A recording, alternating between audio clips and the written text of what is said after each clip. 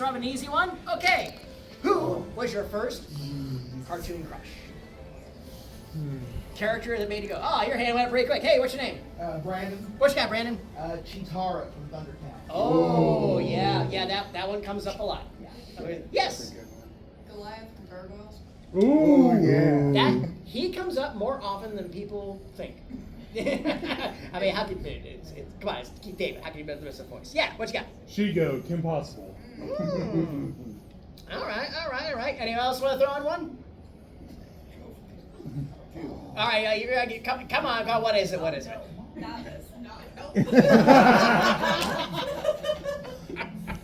This is a judgment-free zone. Are you the youngest one in here? Nope. But I guess, all right, okay, everybody's comfortable, but I'm not going to force anything to it. So, Sure. So, all right. Do you have one or you're scratching your head? No, scratch my head. Okay, all right. So nobody else had a crush, or nobody else had one that they're okay with No admitting? one wants to admit to. Well, how about you? You got to have one. You're a strap lad. Honestly, I was trying to think about it because when I was a kid, I was watching a lot of like Ninja Turtles and G.I. Joe, and I was like, I don't think I really had anything there's of a that. lot of, depending on which direction you go in, there's a lot of really good. And then someone said Goliath, I was like, oh no, it's actually probably Eliza from Gargoyles? Yeah, from Gargoyles. Okay, that's good. I will say G.I. Joe, Lady J made me realize that women with short hair were a very viable option. Again, I wasn't quite sure, but I was like, ooh, that's actually pretty good. All right. Hey, thanks for joining us. What's your cartoon crush? All right. So that's what it. Okay, round of applause for everybody who kicked in on that. Okay. And like I said, if you get some courage up later on, you want to contribute, fine. Okay. You want to know mine? Yes. Okay, this dates how old I am. All right. This is from the Filmation Flash Gordon series, which actually, and here's the funny deal. This is Filmation, so a lot of character model sheets that could be used for He-Man started in this. Alan Oppenheimer, the voice of Skeletor, was the voice of Ming the Merciless in this. And the cartoon crush of mine was the character of Aura, Ming's daughter. And yes, that is exactly the way she looked like in a Saturday morning cartoon. Wow. Yeah. Which is basically Sheila at a gentleman's club. Yeah. As it is too. Now, the funny thing to have that right there is that we've done events with Melindy Britt, the voice of She-Ra. The original She-Ra. Yeah. She was the voice of Aura, and I used to joke about it too. Oh, you're an Aura fan? Oh, kneel before me, Patty. And I was like,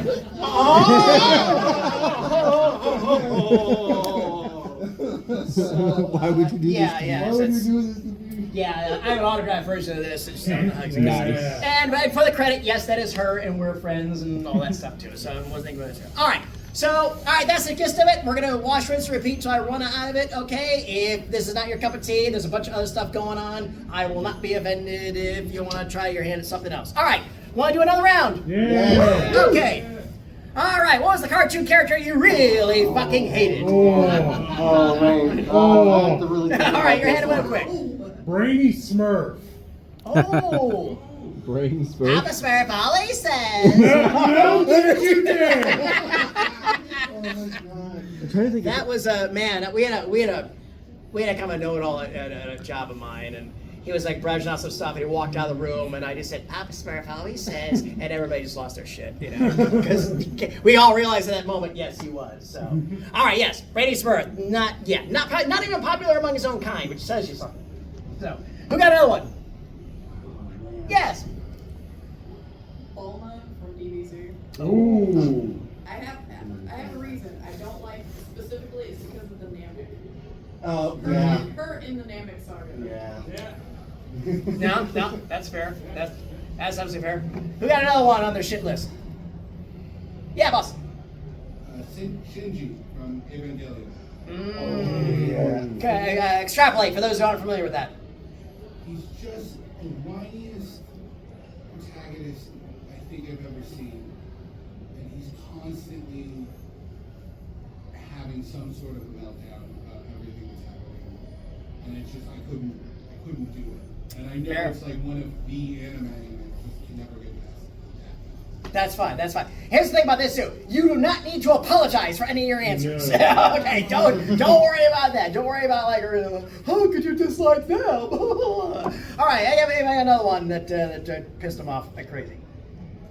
Yajirobe from DBZ, as I think about it. Just like the most worthless member of the Z-Force. Like, just was kind of there to eat and take credit for stuff. Respectfully, did chop off Vegeta's tail when he went Super Ape, though. Yeah.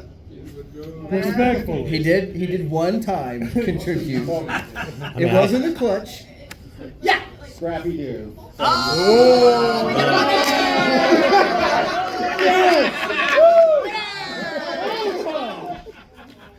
Wait, how many are there? Oh, you got one?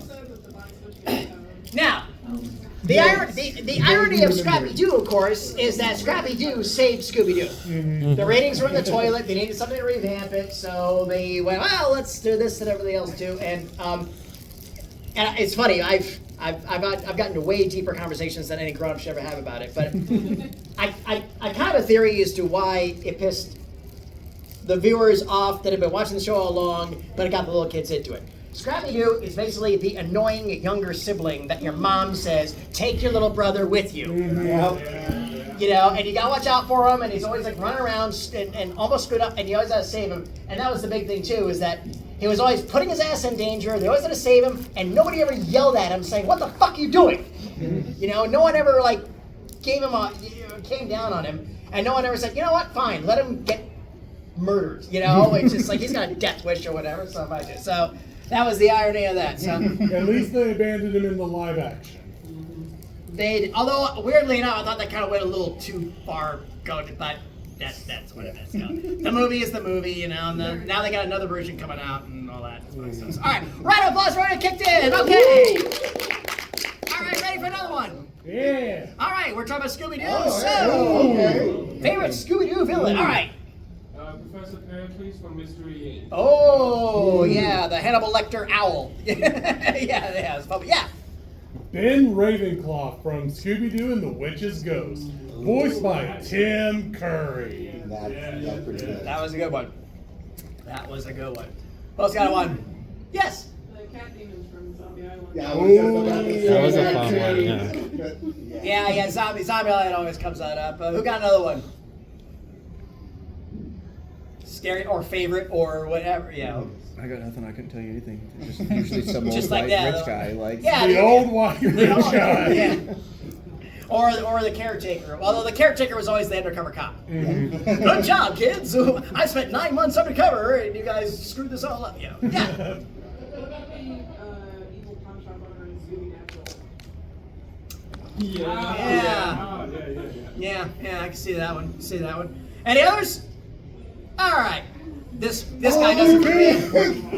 The space cook. Just because one thing, he was first season, and second of all, okay, I got the idea of ghosts and I get the idea of aliens, but it never crossed my mind that you could have an alien ghost.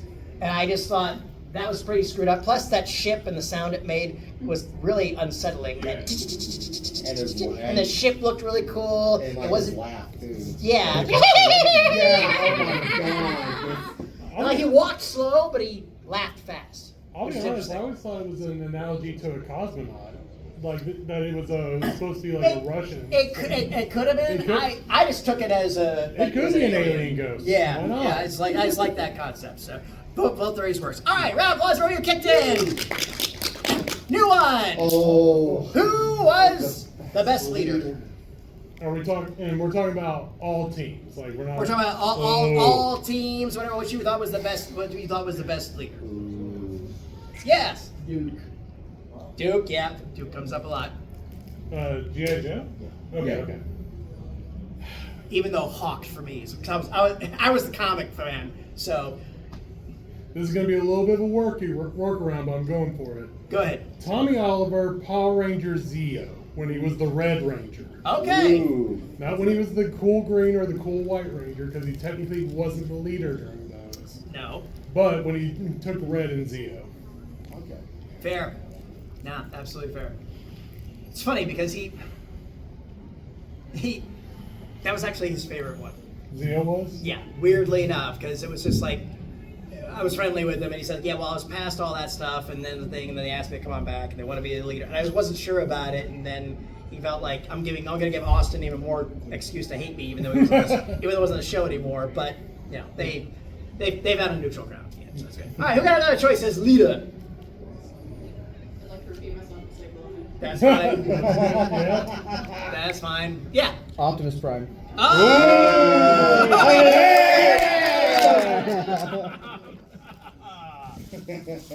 I was gonna say Duke, it's what beat me to it. Oh, God. Victory for the front row. So you gotta play to win. No, I just Because I got like all of those. for me, Optimus was just, and I think Thank it's you. 90% of because Peter Cullen's voice and the choice they Oh, made yeah. on that and everything else. He was the Superman, Captain America type, and yeah. It's just one of those things like, okay, at what point is he going to sacrifice himself for everybody else to survive? It's coming in every series. When's it happening? I loved it so much that when I heard he died in the movie, I said, I'm not even bothering. I won't even bother. There's a great quote from Peter Cullen when he was figuring out the voice for Optimus and what cadences and tones to use. And he talked to his brother, who was a Marine. Yeah. And his brother gave him a quote that I absolutely adore. It's like, you must have the strength to be kind. Yes. Yeah, I'm con buddies with Peter, so yeah, he's very protective of this character, and one of the few people in the world is shorter than me. That's it's a real Peter Cullen setup. I am standing. So, all right, round applause for Radio Kicked In. Yeah, speaking of that, what's something that just really gobsmacked you? Something that just what? I can't believe they did that. I can't believe that's happening or whatever. Just something that really just caught you that hard by surprise. Yeah. Sorry, I should have finished my candy first. Oh, you're good, bro. The destruction of the power chamber in Power Rangers Turbo. Just seeing that building get blown up was just like, I've seen, that was the command center for 6 years of my life, and suddenly it just got blown up. Yeah, that caught him a lot. Yo.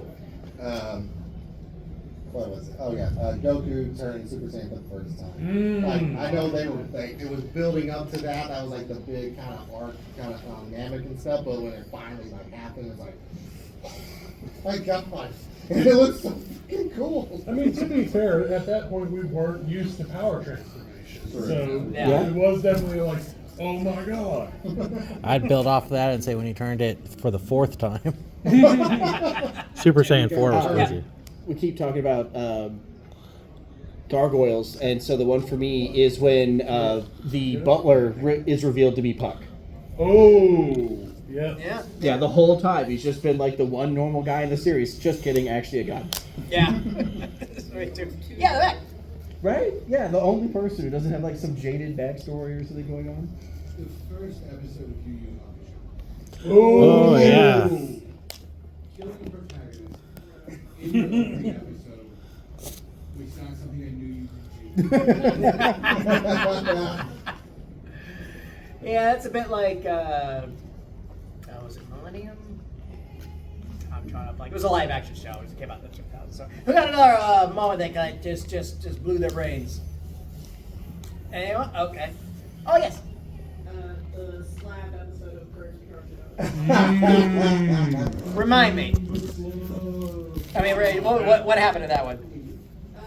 Eustace, the farmer, stole something. He stole it from somebody else. I think he was like an Indiana Jones guy. Okay. Stole it from a temple, and the spirit in the stone came back for it. And it was. Yeah, it was like it was a really weird 3D thing. It was off-putting compared to the normal 2D. I have to admit, I've only seen a bunch of scattered episodes. Like I said, I've hosted them on stage. I'm just enough to be all like, okay, he does this voice, boom, okay, all right. But it's cool. It's. I keep wanting to I need to go back and revisit this, revisit that, or whatever. There's only so many hours in the day. Yeah. Okay, any other ones? Okay, I have a weird story. In 1978, Hanna-Barbera got the rights to do a Saturday Morning Godzilla series, which is pretty good. People, Gen Xers, will remember the theme song because it was ridiculously catchy and stuff like that. The plot was Godzilla was a good guy. This boat here was a bunch of explorers, oceanographers who would travel around the world. They would always encounter lost civilization like Atlantis or something, and they would always like, oh, you have discovered us. Now we will conquer the world, us and our giant monster Gabutu or whatever. And they would do this thing, and so the captain of the ship had this thing on his belt, this white thing with a big red button. They'd be like, well, it looks like it's time to call Godzilla. So he puts this, it would go, da-da-da-da-da-da-da, and Godzilla would either come out of the ocean, or he would rise from the ground, which seemed to imply that he was always under the water behind them, or tunneling like Bugs Bunny would at like superhuman fast speed, which made any sense. But you went along with it because it would fight and all that. Now this character here is Godzuki. This is Godzilla's nephew, aka the standard Hanna-Barbera dumb comedy relief sort of character. Yeah. At that age, I was already hated these type of characters. I was like, I couldn't stand them. Fine, whatever. Oh, they're for little kids. I'm 7. I don't do that bullshit. Now, in one episode, way later on, I think they did like 16 episodes. Right, episode 14. The scientists all got captured, and they took the pager from the captain. I was like, oh, they're fucked. They're fucked. That captain's only job is to just be handsome and looks like it's something called Godzilla. So then the big giant monster attacks, and all of a sudden Godzuki starts going and making a weird noise we never heard before. It's like, "Arr, arr," and then Godzilla comes in. All this fucking time, Godzuki could summon Godzilla, and they never told us that. I spat my Cheerios out, and I ran around, holy, I did it! Mom! Godzuki can summon Godzilla! She was just like, can't you go outside and fucking play? So, but that was a legitimate mind-blown moment. And, yeah, so, I actually have a bit of and that's why I do this for a living. I actually have a bit of a similar story, but it's not a childhood memory because it's a memory that was 20 years in the making. I had a little bunny rabbit as a child, as a pet. His name was Hassenpfeffer, which I thought was always, which my mom says just a funny German name. Well, I had Hassenpfeffer for about 2 to 3 years, and then he got out of his cage during a storm, and I never saw him again. Time skip 20 years later, I'm watching an old episode of Looney Tunes where Bugs Bunny's against a German king, and the king's like, Chef, bring me my Hassenpfeffer. Yeah, it was Yosemite Sam was the cook, and Yeah. I want Hassenpfeffer. Yeah, and I've never heard that word in those 20 years, and it just, oh, that was the name of my rabbit. And I'm looking at it, it's like, wait, no! So I run to my mom, who's in the living room. I'm 26, 27 at the time, and I'm crying, going, you named my buddy Hassenpfeffer? And she's like, yeah, why? I know what Hassenpfeffer means now! The cackle from this woman was 2 decades in the making. So the rabbit didn't get out. It's like naming your dog, prime rib au jus, Hey, All right, round of applause for the kick this. Especially that. All right.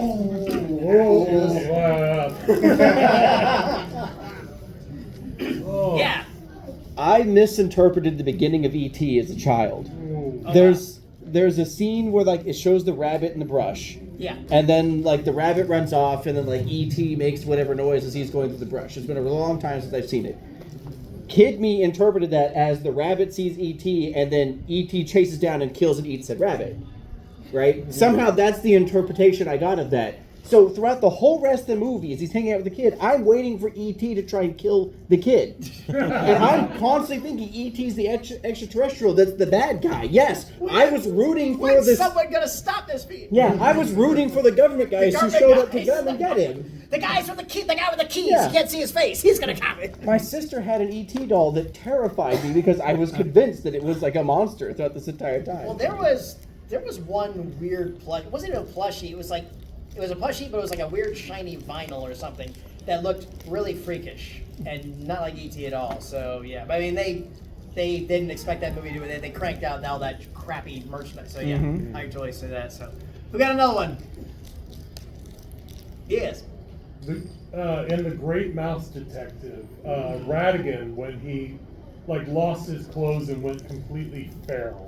I don't know what it was, the directing or something that made that. I was afraid of that rat for a while. Well, Vincent Price. How can you not be afraid of that one too? So.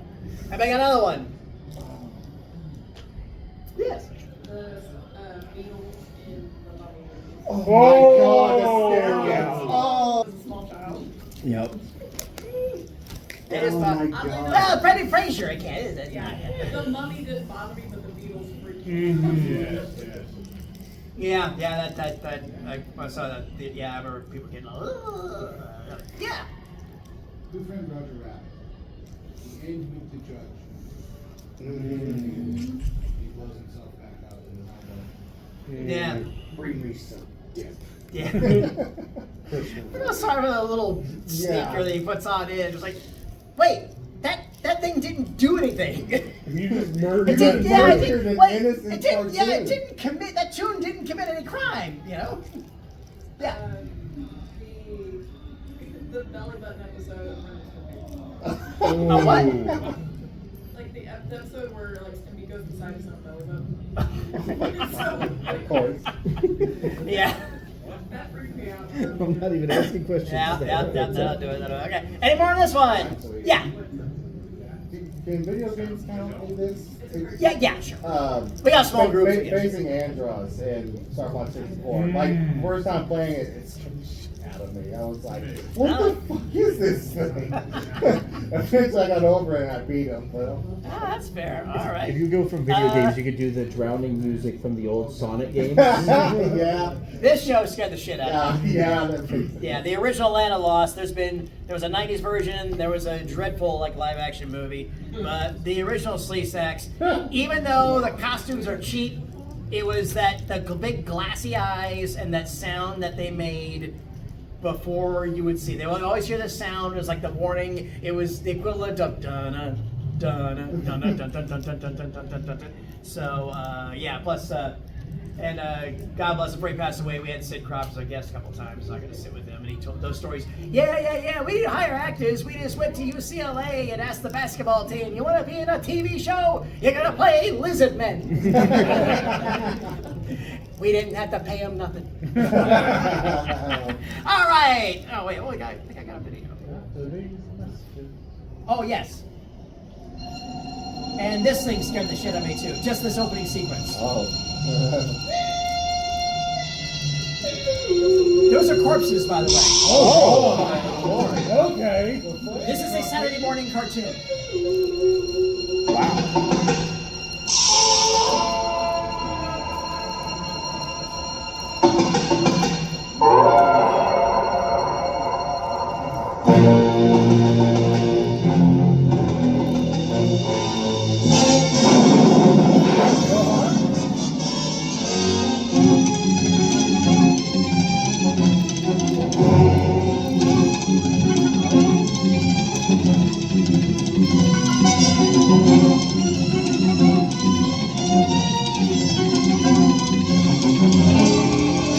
Return to the planet of the apes.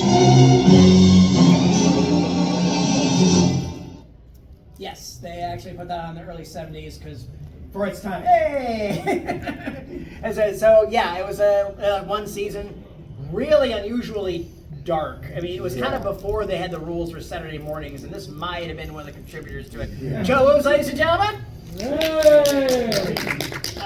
He does a daytime. He and Guy Hutchinson, one of our other guys. I don't think he's here this weekend, but they do a great Saturday morning retrospective show at Summer. Are you doing that this weekend? No. Oh, you. Why do you think I'm here to watch this? Okay, all right. Need my Saturday morning cartoon. All right, so yeah, anyway, just that open credits, so just the fact that they had hanged upside down crucified corpses is kind of impressive. So, all right, round of applause for everyone who kicked in. All right, next question. Who had the best ride? Now, this is any kind of vehicle. Ooh. Any kind of vehicle. Basically, something you want to take the controls of and go, woo! Crank. Oh, yeah. All right, whatever. What you got? Yes, you. Oh, me. Yeah, you. Oh, yeah. The Batman we built, the Batman off on the 1960s. Oh, the Ooh, classic Adam West one. wow. Yeah. That must have been nice because the first season, every villain would always ride off on it. You think after the third or fourth time, it's like, Robin, I think we should stop leaving the keys in. All you gotta do is hop in. Yeah, pretty much. Yeah, absolutely. I got to sit in one of the originals. Oh. One of the originals. I started crying. Yeah. The Turbo Cat Jet from SWAT Cats. Oh, yeah. Okay, all right. Thought that Yeah, was Joe. sick as- Hong Kong Fooey Mobile. Yeah. That's a close one. Very, yeah. Mach 5.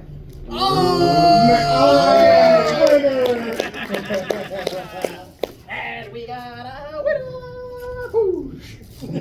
Yeah, what you got? The monkey mobile. Oh, yeah. No, that's good. Let's go. Yeah.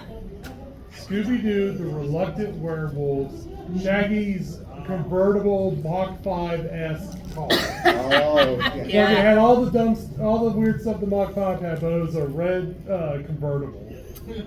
Yeah. I can see that, like I said. And we got another one. The Yeah, in the back. Mace XLR. Oh, yes. Yes. Yeah. True. Yep. The van for the Ninja Turtles. Yeah, classic. party wagon. Yeah. Classic, yeah. See, this is why they need to start making real vans again. Yeah. So everybody can trick them on out. So, any other? Yeah. I always like the various flying attractions. For what? Oh, the gummy bears. No, I remember the gummy bears. I did a virtual panel with them once. Don't ask me why. No, it's like I don't know if you go to our YouTube channel for GalaxyCon. During COVID lockdown, we went to a virtual format, so every weekend I was like, "Welcome, friends and fans. We're bringing the Galaxy convention to you live." So we did a gummy bears one because agents were like, "Hey, I've got 5 or 6 actors that were on this," and it was really cool because we were able to do reunions that we couldn't do here in person. I was like, "Okay, we could do gummy bears, and I can because they're all at home doing on the computer. We couldn't fly them in and put them out and stuff like that." So what was the vehicle though? Oh, well, I would just say they had some different ones, but I don't know what was involved. I thought they would drink their juice and bounce around on their ass. Machine. Okay, all right, no, fair. That's cool. Any others? Yes. The 1967 Apollo Baby. Ooh. Yeah. I was like, I want to wake up a whole neighborhood when I drive down. Cool. Any others? All right, round of applause for it kicked in. Oh yeah.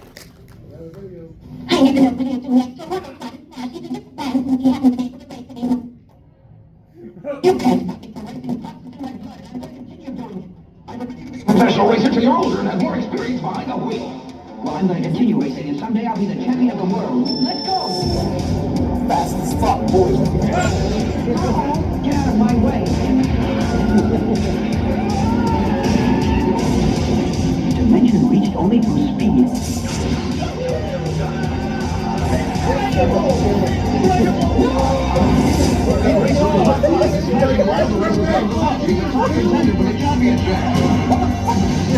Hurry up! Speed limit's 80 miles an hour through here.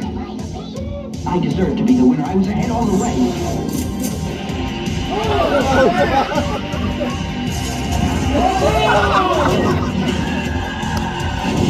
More fuels than you've ever seen before.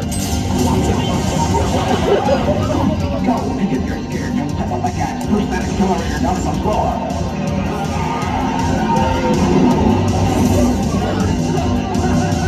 I'm going to win. I'm going to beat Snake Oiler and every one of the car acrobatic team. Back to your racing speed. I have too much respect for you for us to fight. Come on, get out. Find out what kind of rat you really are. That's ridiculous. You must be Speedy Racer. Well, maybe after he gets out of the hospital, he'll come to his senses. Somehow, I'm sure he will. Motorcycle adventure.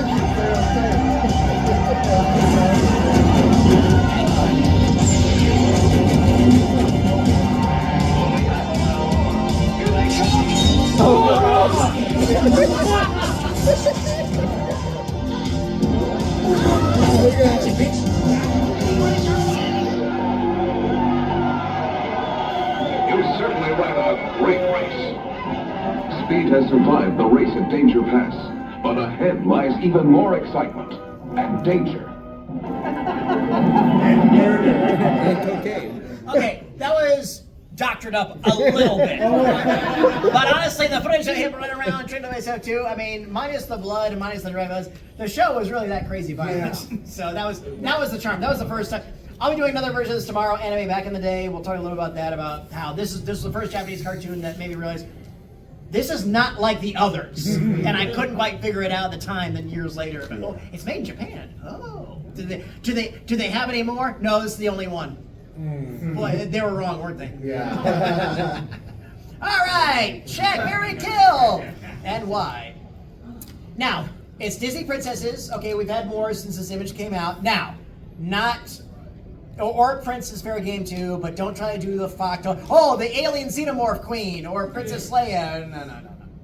Disney princesses. Disney princess. Or princes, depending on however your thrill is.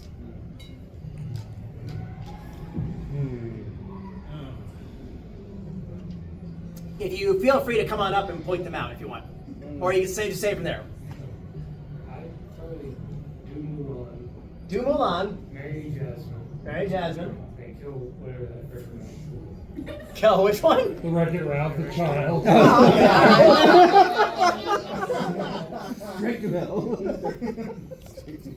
That's fair. That's fair. Who got another? All right. Yes. Shag Kita from Atlantis. Ooh. Oh, yeah. Marry Tiana from Princess and the Frog. Ooh, okay. Kill Snow White. Ooh. All right. What's Snow White? Why does Snow White have it coming? Same last name. Oh, all right. There can only be one. That's fair. But once you marry one of them, now there's two. Are you going to kill her too? No, Tiana's a businesswoman. She keeps her name. It's part of the brand. Oh, okay. Who got another kick in? Didn't you have one? I was gonna basically go along the similar lines of Shag Bell, marry the girl from Brave, and then kill the kid. Oh, God. Yeah, that's true. Remember, we don't judge. We don't. But he is recording, so. Just saying. And I got another one. Yeah. I'm gonna go with Shag Eugene from Tangled.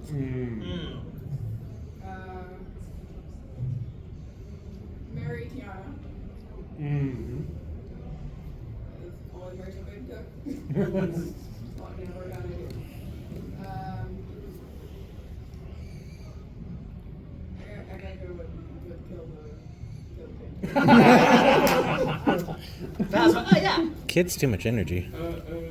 Shag the Beast from Beauty and the Beast. Eliminate his beast forms. Marry Mulan and kill Ralph from Wreck-It Ralph. Okay, all right, that's fair, yeah. I have a question, more so than anything else. Not to judge anyone, but you said the princes were on the table. Right? Yes. So why are we killing the child?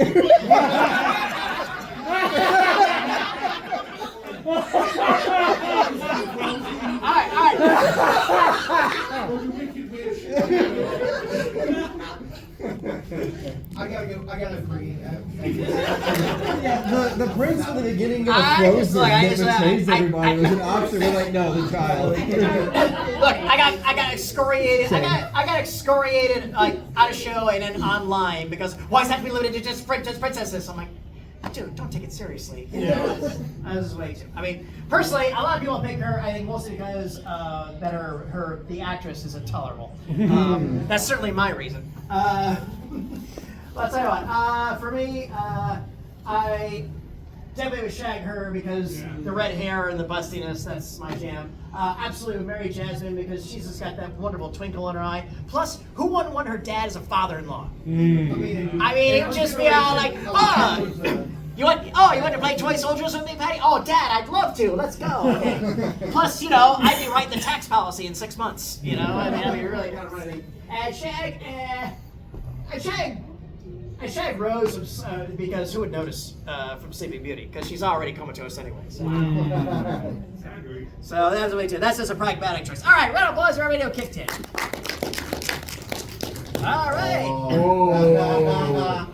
Now, this could be the cereal, or this could be your favorite spoke for the cereal, or whatever. Yes. Fruit Loops, Toucan Sam. Ah, follow my nose. Now let's go with, yeah. I gotta go Tony the Tiger. Tony the Tiger, they're great. Ooh, always a good one. Not Chocula, but they release them right in September, right for Halloween. So I always buy a box of Blueberry. I always post a picture of me buying a box of Blueberry. I always tag my mom saying, I bought a box of Blueberry cereal. There's nothing my mom can do because I'm a fucking adult. And then she writes back, fuck you, hope your teeth rot out. Oops All Berries, Captain Crunch. Ooh, all right. Just gonna go with the mascot on this one, Sugar Bear from Sugar Crest. Oh, yeah, Sugar, yeah. Lucky Charms. Good one. I always thought, in my stand-up days, I had this big riff about how I always thought that 70s and 80s characters were a big psyop from the government. Because if you really think about it, it's like, Toucan Sam, follow my nose. It's basically, wear this symbol and follow me blindly. Tony the Tiger was, take this and take these chemicals and you'll do better. That makes sense too. What was the other one? Sugar Crest? Sugar Crest way too. But Lucky. Let's steal his Lucky Charms.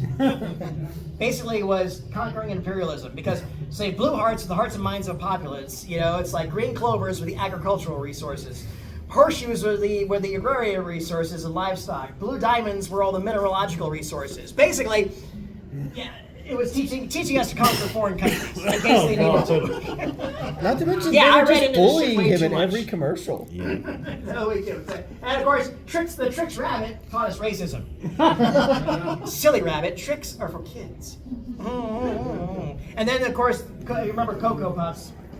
The poor guy was trying to beat his addiction, and yet these kids would always torment him. He shot himself in outer space, and these kids float up there. Don't you want some? The first one was like in the old commercials. It was like his dad. Was it like his dad or something? So one of his family members, and then it switched to kids.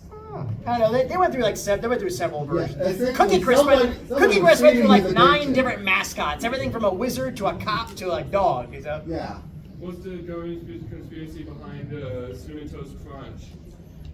Didn't have that one. That one came out a little bit later, I thought. That just has a nice jingle. Cinnamon Toast Crunch. So, I love cinnamon. Wow. all right. Now I have a story about this as well, too. Again, my dad let me watch Eddie Murphy's Delirious special, which... Now, Eddie Murphy has a big routine where he talks about Mr. T, and he's like, I had a nightmare Mr. T was gay. Hey, boy, you look cute in them jeans. Come on over here. Nah. So, this is at the table. I had seen it the night before, so I grabbed the box, and I went talking to Mr. T to my little brother. Hey, you look cute in them jeans. Now come over here. Do me in the bed. And my mom was like, come touch me in the trailer. And my dad was like, what the hell? I was like, well, just what he said last night. It was very rare that my mom would actually yell at my dad. She yelled at my dad for that. And he was like, next time I tell you, don't tell your mom, whatever, too. And that was like, and then again, looked at me, can't you go out and play like normal kids? So, all right, round of applause for Rita Kick Day! Now, did your parents make you a fan of anything? Oh. Yeah. Star Trek. Well, what? Original series Star Trek. Oh, okay, all right, fair, yeah. I was gonna say Star Trek Next Generation. Yeah. Star Wars. Star Wars? Star Wars? Any other ones? Yeah. Transformers. Okay. Avatar The Last Airbender. Ah, your parents got you in that? No. Yeah. Watching it all and whatnot. All right. She just saw I thought I loved it. Fair, okay, you do. I was just gonna say like just the original cartoons on Cartoon Network. But No, that's fair. My parents loved those things. Right on, yeah. These stupid dogs. Yeah. Yeah. Oh, ain't that cute? Fair. What's wrong? Any others to this one? I'll give one more. Sure. My mom got me into Cow and Chicken. Mama had kitchen, Mama had cow. Dad was proud, he didn't care how. Oh my God. Star Blazers, yes. This was the only thing that my cartoon that my dad watched because it was very militaristic and very this way too, and he was just like he was really kind of like okay, so actually a clip.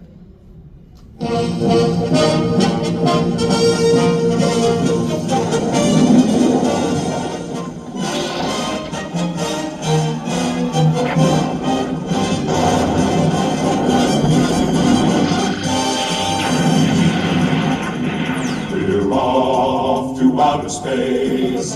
We're leaving Mother Earth to save the human race. Our star blazers,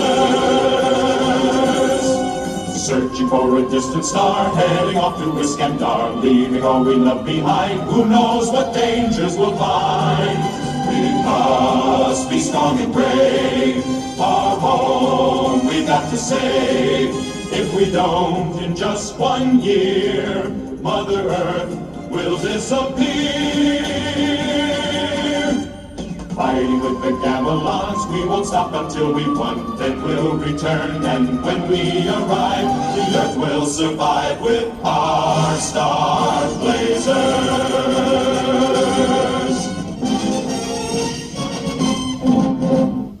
And those who don't know, Star Blazers is known in Japan as Space Battleship Yamato. This original version came out in the 70s, and it's just as big in their culture as Star Wars is in ours. Like military choruses sing this song, not the English version, the original Japanese version, and stuff like that. Now there's two versions.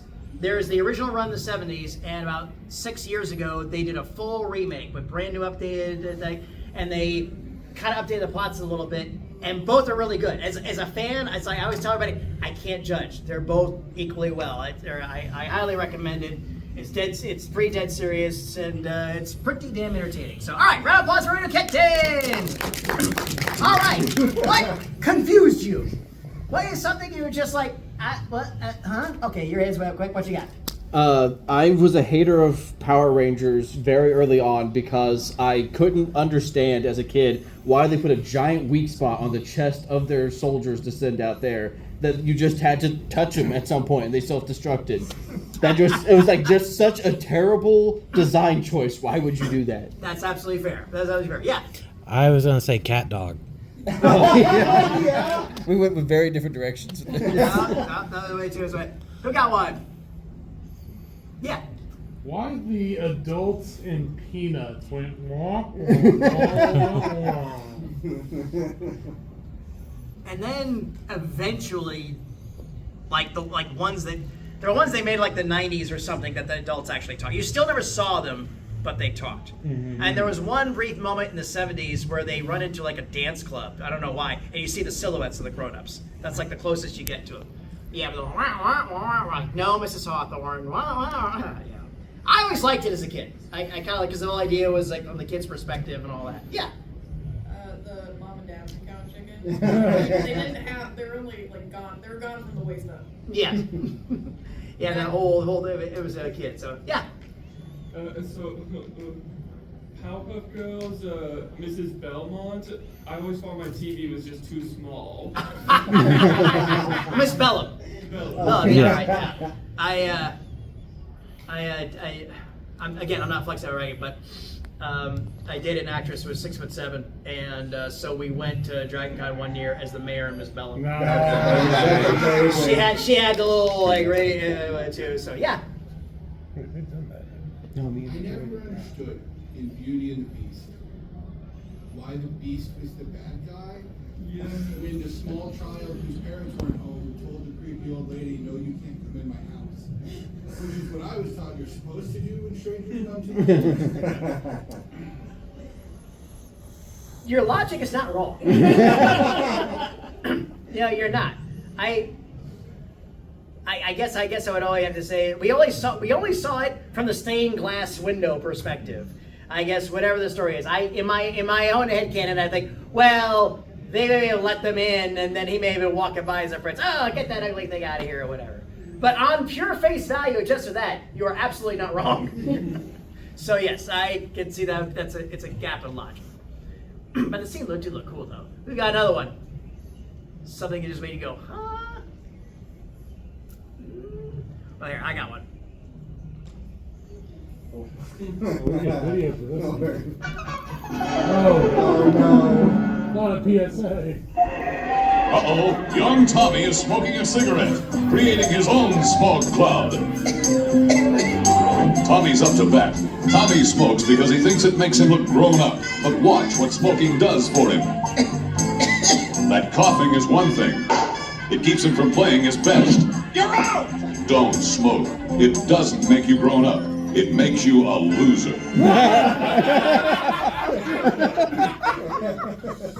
All right, there's a lot to unpack here.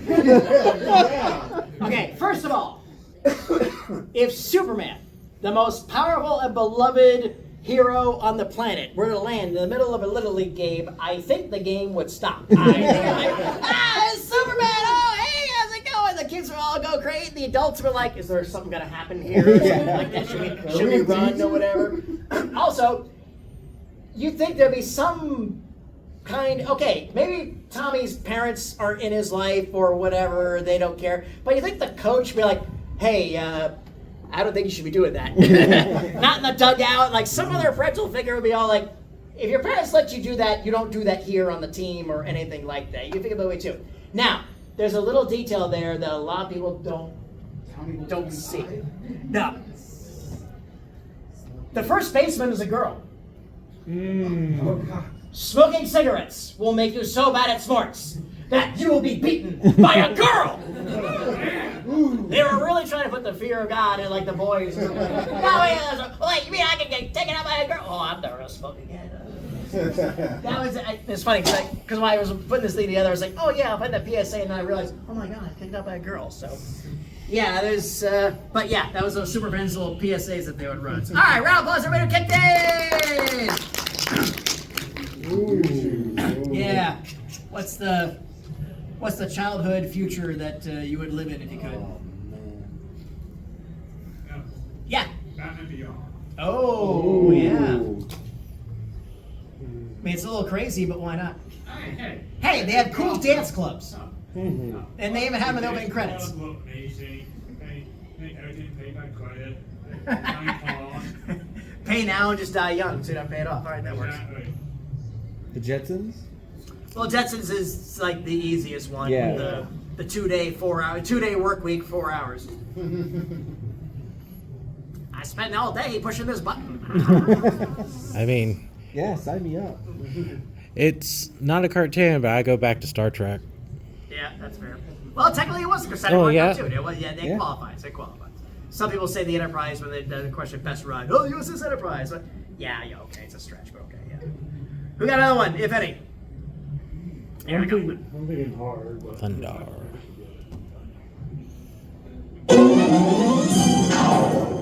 Thundar, the Barbarian. The year 1994. From out of space comes a runaway planet, hurtling between the Earth and the Moon, unleashing cosmic destruction.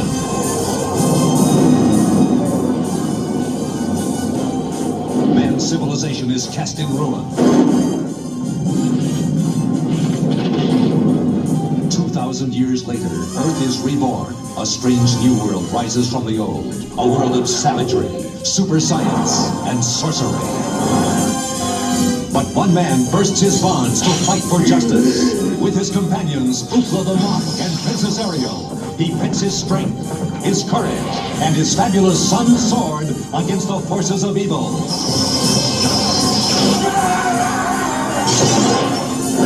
He is Thundar, the Barbarian. Yeah, they took Conan the Barbarian and mashed it with Star Wars and a little bit of Planet of the Apes, and it was just a fun, wacky thing. They would always travel to something that's like, what is this place? This was called Las Vegas. People play games of chance, and obviously Ookla the Mock is just Chewbacca, but whatever, fuck it. I loved it as a kid. That was pretty cool. So, all right, round of applause for everyone kicked in. I completely forgot about that. What's something that you knew you loved as a kid and you may have revisited and the luster was absolutely gone? The Bill Cosby Show.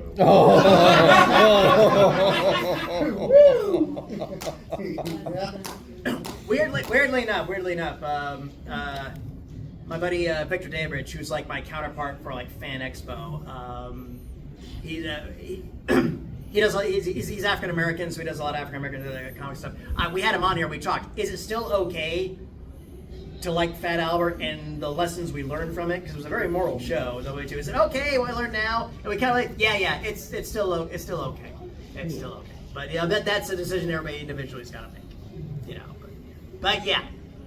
They always joke around too. It's like, boy, you went back to the '80s. Well, Donald Trump is president. Bill Cosby is a serial rapist, and this, and yeah, it's like, that's not a future I want to live in. So, who got another one?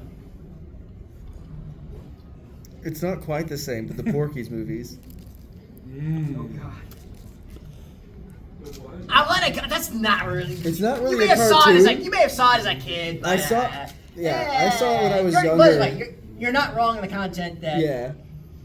Yeah, by today's standards, yeah.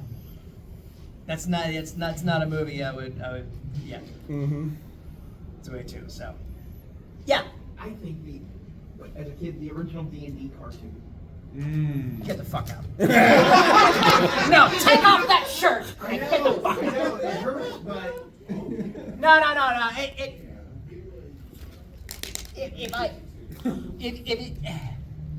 Because I was playing at the time, I had all the books and everything on else, and obviously was not what it should have been.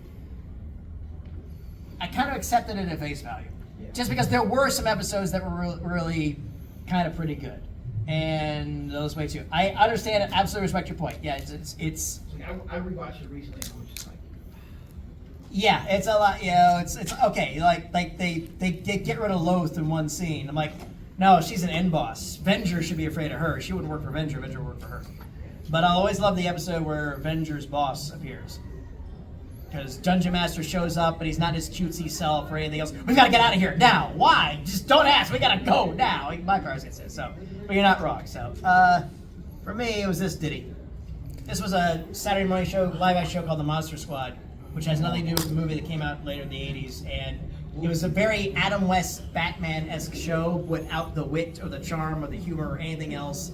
And they would just run around and fight dumb villains. And I loved it when I was 6 years old, and I bought a bootleg of it like in the 90s on VHS, and went home and I got through there was 4 episodes on it. I got through 2 and I literally threw it away. I was just like, yeah, it's no good. It's on Tubi, though. I want to check it out. It has a fun theme song. I'll give it that. So.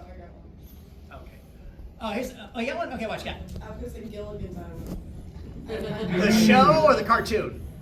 Either or. Okay, because there was the show, and then there was Gilligan's Island in space. I shit you not. The professor builds a spaceship. They fly into space. They land on an alien world, and then the whole thing starts all over again with aliens. My dad loves it. He let me watch it as a kid. It was fun. I tried to watch it now. I would rather put my face out with the camera. I did another type of panel once, and we tried to figure out, okay, who should have died first? Dr. Smith from Lost in Space or Gilligan, since they're both like ruining everybody's lives, and the audience pretty split. All right, round of applause for we kicked out of that one. All right, what was a show that made you think that adults really hated kids?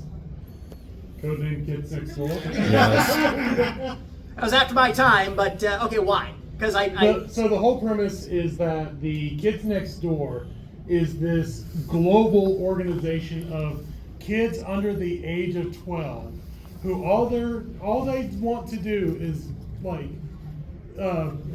equal rights for children, but those darn adults are making us brush our teeth, do homework, and so every villain is arguably not an evil person. Like Night Brace is a crazed dentist that forces braces on kids with fucked up teeth. Count Spankula. Yeah, heaven forbid that. Yeah, Count Spankula is literally someone's like, oh, this kid's out of control and naughty. Give him a spank them. So they were trying to create an ultimate kids power fantasy. Exactly, but all the adults were the enemies. Huh.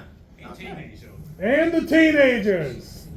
All right, no, that's fair. That's fair. Anybody got another one? All right. I I think this is funny. And here's why. I thought this show was gonna be the whole credit sequence of this show is like this cyborg policeman guy. And they keep saying the name of the show is Inspector Gadget, and some good gags and everything else, and blah blah. But no, he's the title character, but she's the fucking real character. Inspector Gadget's a dirty lie. It's a dirty, dirty, dirty lie. Yes. James and the Giant Peach. Yeah. Oh, I can see that. The Magic School Bus. Really? Really? What teacher would put their kids in those situations? Yeah. That's true. You don't want Again, them to go inside that the was- body. There's just giant white blood cells that could murder us at any moment. It'll be fine, kids. I've always seen like clips of the show. I like the fun fan theory that she's a Time Lord like Doctor Who and the bus is a TARDIS. Yeah. And I like the Rule 34 of her. All right, we're into the home stretch. Round of applause for everybody. Oh yeah, here's a tipsy noodle. Push me off the road. My heart is in the government pocket.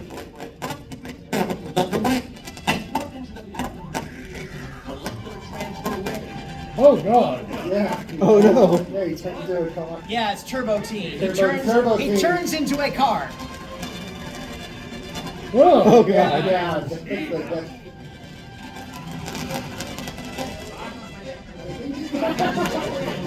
And here's the weird thing: is like if his like friends are in the car and he turns, it's like they should be crushed to death.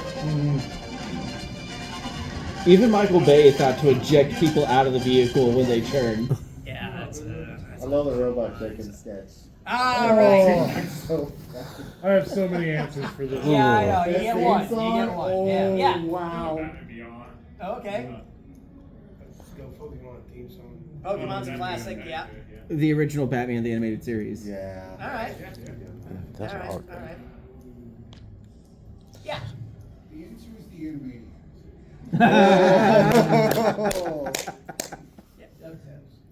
Oh, yeah. That's good. Yeah. You mentioned it earlier, The Adventures of the Gummy Bears. That's a catchy one. Yeah. I actually need to change my answer to Darkwing Duck. Ooh. That's Yeah. Oh, yes. Yeah. No, that's fair. That's fair. Yeah. I'll go with Pinky and the Brain. Oh, yeah. That's a good one. That's a good one. Any others? Yeah. When Dragon Ball Z was first on Toonami, Rock the Dragon. Yeah. Okay. Yeah. Yeah, that was a good one. Very hype The song. ocean dub. Yeah. Any others? Okay. Well, Did none of us guess? I'm worried. Transformers. But season 2 though. oh, season 2.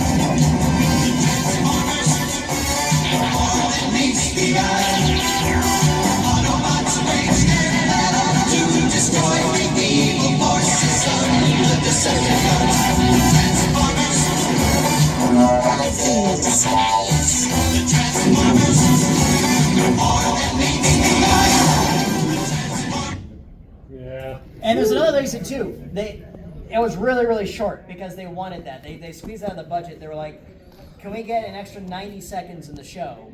And they were like, what if we trim down the opening credit sequence to literally just like 33 seconds or whatever it was? So that's where they were able to fill that through. So, all right, round of applause for it kicked in. All right, the final one. What did you learn?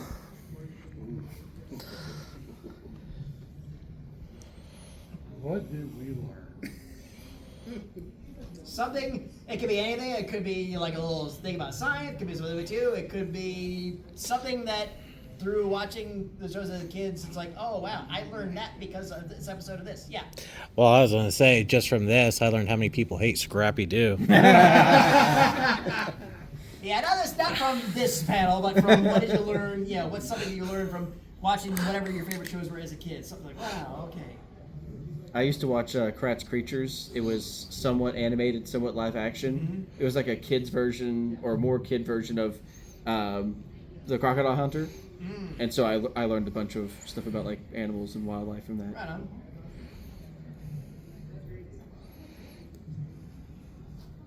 See everybody thinking, but it's like,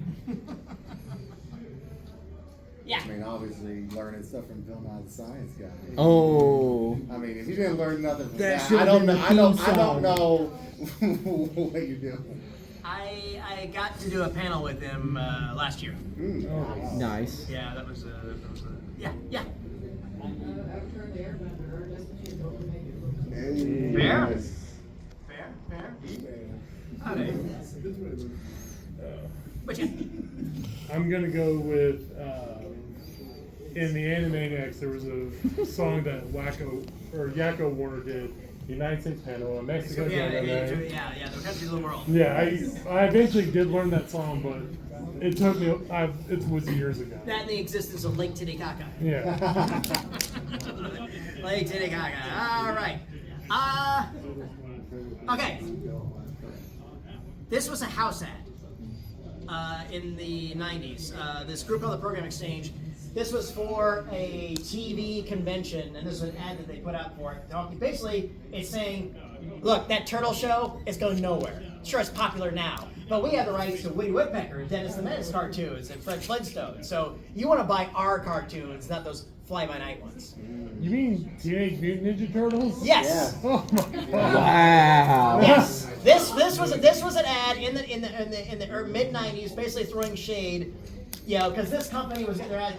Those Ninja Turtles, that's just a fad. But these properties are where you really want to invest in on your UHF station. Yeah, you know, it's like literally, it's like, oh, the past 3 broadcast season, it's just blah blah blah, all this good stuff. Talk about something Asian like Bill. Yeah. Turtles got to go effort. Now, I came across this randomly online, and we got to host the whole original cast. Oh wow! Yeah. So I showed them this. They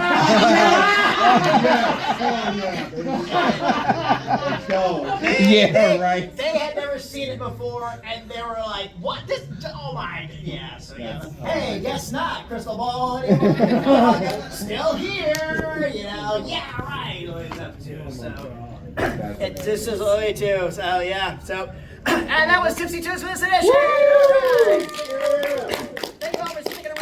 I'd love to take a picture of all of you, if that's okay. Yeah.